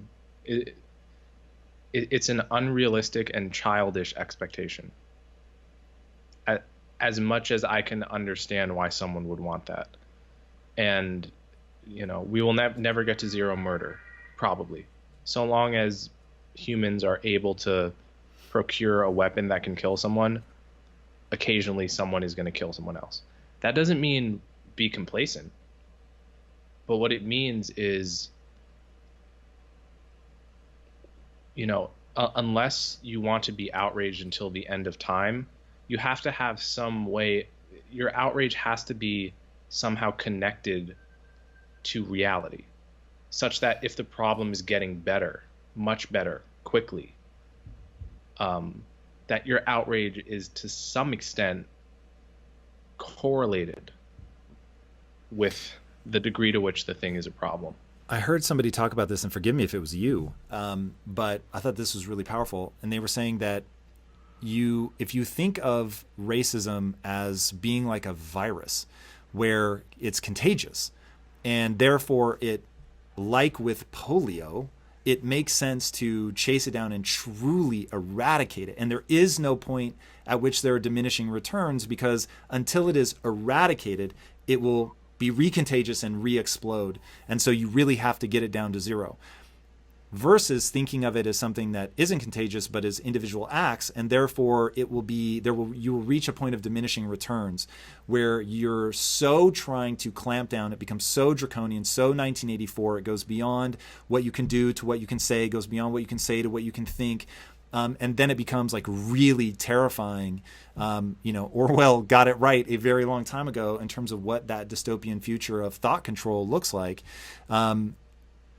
And I thought, oh, that's a really interesting dichotomy to make, because the way that people are acting right now is as if it's a virus, and that there will be no punishment, no diminishing returns for going all the way to thought control. And I thought, like, as grotesque as racism is, and by the way, and I know this is so derided, what I'm about to say people are going to fucking hate, but it's one of those, it seems self-evidently true to me. As a business guy, it just doesn't make sense. And I think it was Thomas Sowell who said, the market puts a cost on discrimination. It doesn't eliminate discrimination, but it puts a price on it. And if you look at apartheid South Africa, they were actually hiring more blacks than they legally could, because it was like, well, if they can do the job better for cheaper, then I'm going to hire them. Now, again, I'm not saying that's good or bad. I'm just saying that when you think about running a business, the reason they'll do things like that, violate a stipulation, is you're so desperate for your business to win. Like when your house is on the line, it really does make you go like, I don't give a fuck, man. If I need 99% women in my business, cool, I'm down. Like whatever is going to allow me to deliver the value that I want to deliver, such that I can charge more for it than it costs me to make. Because look, there are scummy business people. I'm not advocating for that. I'm just saying, if truly your business is predicated on delivering value to people at a cost to you that is less than what they're willing to pay, and working your ass off means that you can upgrade your own life and your amount of control and all of that, then it's like, it doesn't even make sense to discriminate. So you just want to find whoever's going to move you forward. So discrimination to me seems idiotic in that sense. It's like whatever's going to get me where I want to go, like I'm beyond open to it. But if you think of it as that sort of rapidly spreading contagion, you get the sort of mania that we're seeing now. Yeah, I think this is I'm glad you brought this up, because this is something that I hear more and more nowadays, which is the idea that capitalism is racist. So you have these two things that ostensibly are separate. One is, a free market system, and the other is racial bias or hatred against groups of people. But in some people's minds, they're connected in this very tightly wound way, where the more capitalist something is, the more racist it is, and vice versa. And part of fighting racism means supporting policies that curb the free market. So this is one of those areas where people just don't. So here's what a smart college student would do in order to test that. They would say, let's compare the Soviet Union, or let's compare East Germany to West Germany. Let's compare North Korea to South Korea. Let's compare, Ghana to the Ivory Coast. Similar countries that took different economic routes with regard to the free market, and let's see how much racism existed in one versus the other. That way we can sort of crudely test the hypothesis that capitalism is linked to racism. Or a smart college student might say, frankly, a smart high school student might say, let's look at over the course of U.S. history, public institutions and private institutions, and see how much racism existed in those institutions, government run and private. That way we can test this idea, which is, just a hypothesis, that capitalism is linked to racism. I've never seen anyone who makes that claim do it. All I've seen is folks like Thomas Sowell and also Walter Williams look at it empirically and find that actually, at minimum, there's no inherent link, right? Capitalists can be racist. Government-run entities can be racist, and it's very difficult, if not impossible, to predict whether the free market will lead someone in one direction or the other. And there's, of course, the point you mentioned, which is that the market does impose a cost in many situations, not always, but the market tends to impose a cost on racial discrimination. For my favorite example is that, Plessy versus Ferguson, the famous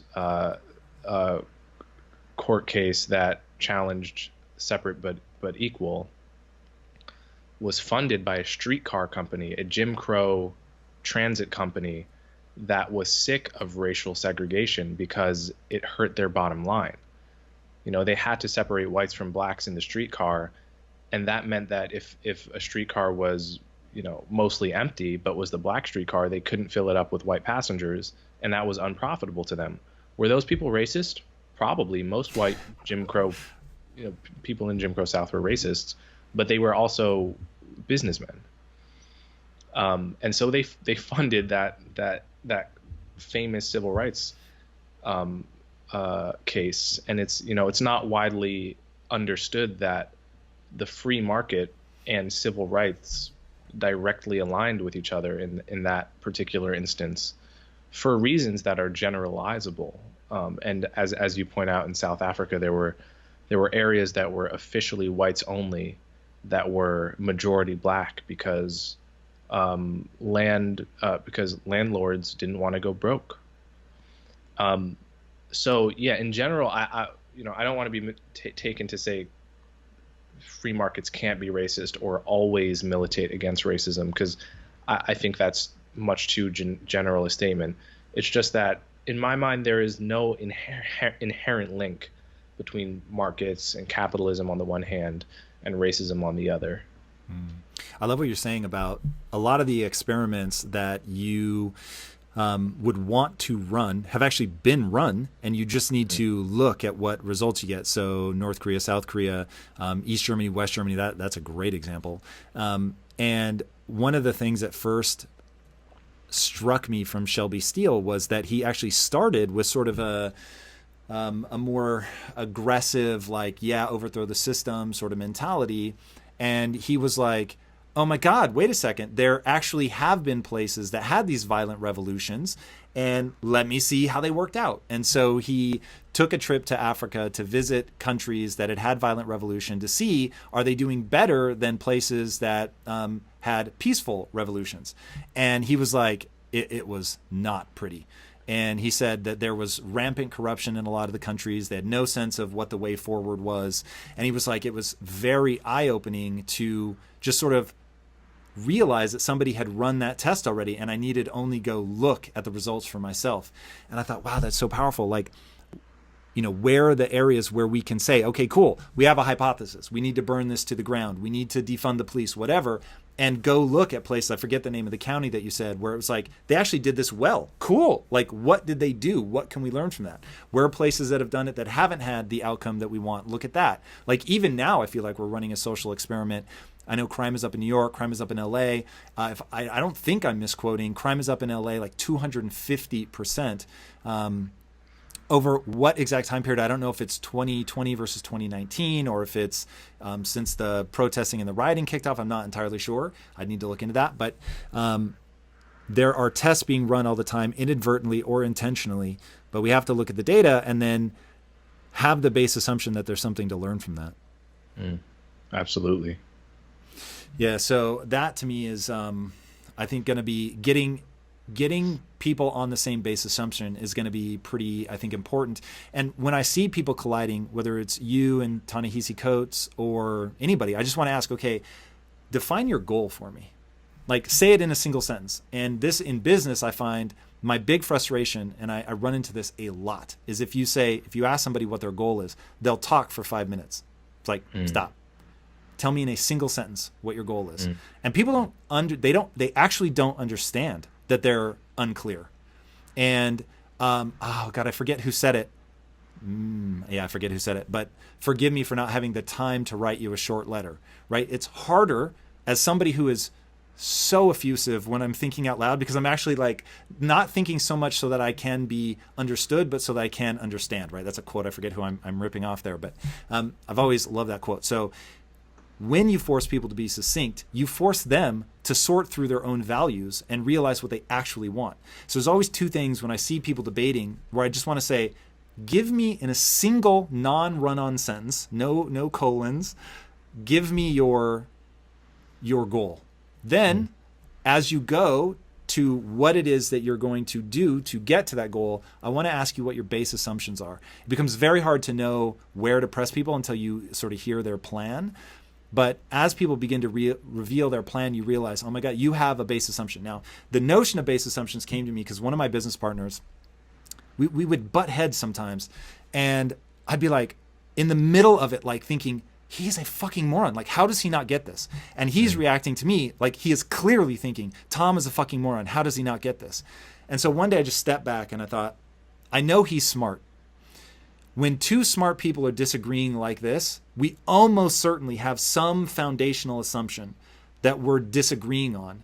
And it's what in my marriage I have come to call arguing about the tea, meaning the cup of tea, or what's really going on underneath that. So the biggest argument my wife and I have ever had to this day was over a cup of tea.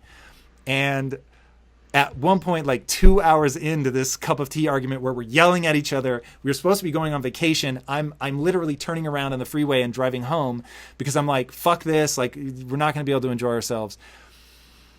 I took a deep breath and I said, this isn't about the tea. So what the hell is this about? Like, what are we actually arguing? Because there's no way two sane people can be this heightened about a cup of tea. So, like, what are we really saying?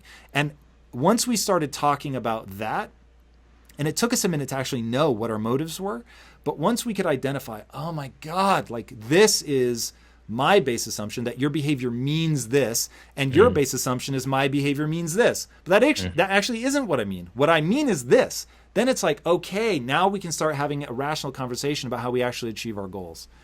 But if we don't get to that point, we'll just keep disconnecting. Yeah, I think what you're talking about is there's a great book by Thomas Sowell called A Conflict of Visions. And the question he starts with is, why is it that people seem to reliably line up on opposite sides of issues that seem to have nothing in common with each other? Gun control, abortion, taxing the rich. None of these issues, climate change, these seem completely unrelated, and yet you see people line up predictably on the same sides of them. And why is that? And one reason is because people have different basic assumptions about how society works. And he spends the rest of the book laying out two fundamentally different visions about human society as human nature, and identifying different famous intellectuals that typify each one. And the result is, you get to the end of the book, you could read the book and not even know which one he was. That's the style of book it is. Of course, if you know the rest of Sowell's work, you'll know he very much takes one side of that. But I definitely resonate to, often I think about it as an iceberg where, the argument I'm having with someone is often taking place at the tip of an iceberg, but we have disagreements at the very base of the iceberg that we're not even discussing right now, but that are producing the higher level disagreement. And ultimately, if we don't reconcile what's at the bottom of the iceberg, we're going to go on having these, top level disagreements until the end of time, and just, wondering why we're always disagreeing about shit. Like every news story, we're taking the opposite side of. What are the odds? Are we brainwashed? I've had this, with the different people who are smart. Just like any news story that's controversial, we're coming at it from different angles. So it's not about the news story, and we're both smart. What is it? It is, I think, having a different picture, a different starting expectation from humans and human society. Yeah, I'm gonna have to read that book because that is so true.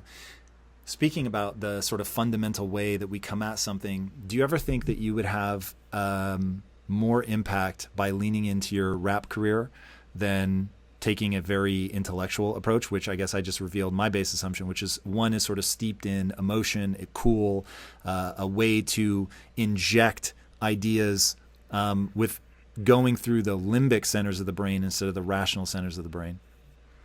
What do you think? I think it would be so much more difficult for you to do it, because to cut through the noise and to know that you were hitting the moment where your style is right to the culture so that they would elevate you as a musician, I think is going to be far harder versus your true and authentic stance as an intellectual. One, you make me angry because you are so much smarter than I am, and people think I'm being humble when I say things like that, but what I mean is I have a definition about intelligence, which is the ability to process raw data quickly. People confuse my ability to speak quickly with my ability to think quickly, and I promise you I unfortunately do not think very quickly, which is why you're never going to see me in public debates and things like that, because I'd have to be like, fuck, yeah, let me go think about that. I'm prone to being swayed by emotion and only later having to sit down and be like, okay, I know to run this through the physics of progress. And so I can get to a usable conclusion, but it often takes me time. So when I think about how uniquely positioned you are as an intellectual, I think you will get reinforcement for that you might struggle for on the rap side. But having actually gone pretty hard on your music, You have a unique voice there. And I think I would be really sad to see you abandon that. But it will be weird to watch the public grapple with you as an intellectual and as a rapper, because you're exploring very different parts of the human condition. And this is so funny. I'm very easy to make sound crazy. So I stopped doing print interviews, because if you extract any one sentence from my part of the discussion today, you can make me sound like a fucking lunatic. I speak with like a lot of hyperbole and a lot of energy. And so if you abstract that, I have seen it happen where I look crazy. I heard somebody talking about you as the person speaking in opposition of reparations, and they said only things about you that were true.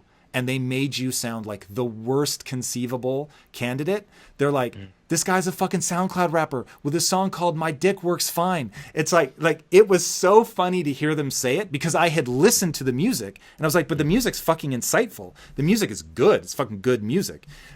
And as an intellectual, he's amazing. He triggers a level of insecurity in me that I don't even like to be honest about. Like, so, but there is this, it's limbic and logic, and your ability to speak to both, one will almost certainly be rewarded more than the other, and one isn't respected on the other side. It's very hard. It's like when Dave Chappelle said, do we really give a shit what Ja Rule thinks about, I forget what he was talking about. It's a fucking hilarious 9/11. bit, right? Yeah. Exactly. But at the same time, there's nothing about being a rapper that stops Ja Rule from being incredibly insightful, right? I am utterly blown away by Jay-Z as a social commentator, right? Listening to his music, I have been profoundly moved by, and as a lyricist, he's fucking incredible. But yet we have a hard time letting one person be both. Yeah. So I don't like revealing too much of what I'm going to do in the future. I don't like talking about stuff. I just like doing it. But, I'm going to run the experiment, and we'll see how it goes. I take all of your points are good, and they're things I think about all the time. There's a certain person that isn't swayed by logic, and there's a certain person that isn't swayed by limbic. And ultimately, everyone, the typical person has a balance of both of these in their brain. And there's some people that are more extreme in one direction and more extreme in the other. And a lot of, there are whole domains of society that operate more in one space than the other, and they don't always see each other or care about each other. And that's always something that's bothered me, because I think they're both important. They both matter. And I want to contribute to both of them, and I will. So, we'll see to what extent I'm accepted. Ultimately, you only live once, and you can either just do things that will be accepted and then die having limited your options in that way, or you can say fuck it and do what you actually want to do and let the chips fall where they may. I think that's absolutely a no-brainer to me. Yeah, I find myself in a similar-ish situation. I'm way more behind the scenes as a filmmaker. And I think my team, this has always been sort of a weird disconnect for them, but I don't view myself as a CEO in terms of what is my identity. My identity is an artist. Like, I think of myself as a filmmaker. And I only got into business so I could control the resources, so I could control the art. And when I think about comics a lot, man. And it is, most people think of me as an influencer is probably the word they would use. I really hackle at that. Or they may think of me as a motivational person. That's maybe even worse for me. But I think about its modes of impact. And life experience has taught me that what you and I are doing right now will affect very meaningfully about 2% of the people, that the broad public. So not obviously people self-select if they're already following you, they've already put themselves into a very rarefied group. But the sort of broad world, I'll ballpark it at about 2% of the people will change their life based on something they hear you say. And it's fucking amazing to have that kind of impact. But when I think about shaping a culture, which is ultimately what I'm trying to do, that leads me to storytelling. And so it's my first love. It's the, you only live once and let the chips fall where they may. It's like, I want to tell stories. I am at my most lit up when I'm by myself and I'm writing.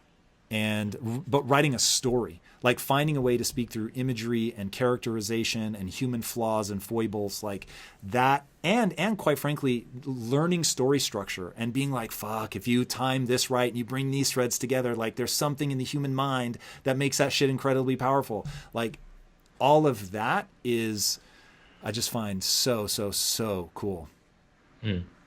Yeah, so absolutely. On your rap career, one, I highly, highly, highly encourage people to go check your music out. Coleman, Coldman. I assume you're still using that. The music is, I thought it would be more you playing with the same ideas, and it was that you do in your intellectual life. And it was really interesting to see you playing with something different. Do you have like a core thesis to your lyrics, or is it you're just sort of channeling emotion? And it's all intuitive. I'm hoping if I leave the silence long enough, you'll say more.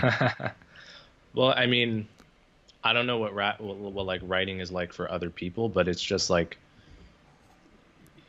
as I said, it's completely intuitive. It's like, I just have some words running through my head and it feels right over this beat. And this beat is this particular mood, and it moves me to rap about a particular subject that might have to do with my career as an intellectual and a writer, and it might not. And yeah, go ahead. Do you think about the element of cool in hip hop culture at all? Yeah, I guess I do. I mean, I think whatever you write has to be cool. Or else what's the point? Like there's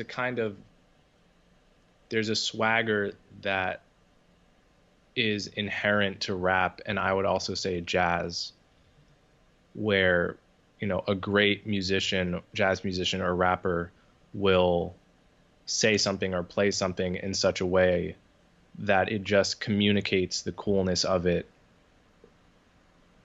just inherent in the way that that the music is articulated. Do you play jazz trombone? Yes. So believe it or not, I played jazz trombone. Wow. For 4 years. I cannot tell you the last time I met somebody that was a trombone player, full stop. The bad news is that because I was so bad at it, I think there's something about jazz as I perceive it that I fundamentally do not understand.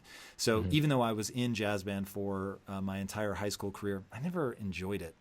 I didn't understand it. I don't know how to improvise well. I never understood the relationship between math and music, and I never got math anyway. Like whatever. If I got an extra helping of anything, it was certainly verbal ability. I feel that may have come at the expense of mathematical ability. So I enjoyed pep band a lot. That was really fun. I enjoy music a great deal. But because there's some collision of ability and it's triggering insecurity in me, that I could never fully get into jazz band. I just felt like a fish out of water. I tried to get into Thelonious Monk. One of my best friends still to this day was so big into jazz. And I really wanted to like it, partly as a way to connect with him, but I could just never, I don't know. There's something about it that I fundamentally doesn't land for me. Thelonious Monk is a hard one to get into if you're not already into jazz. I would find his music is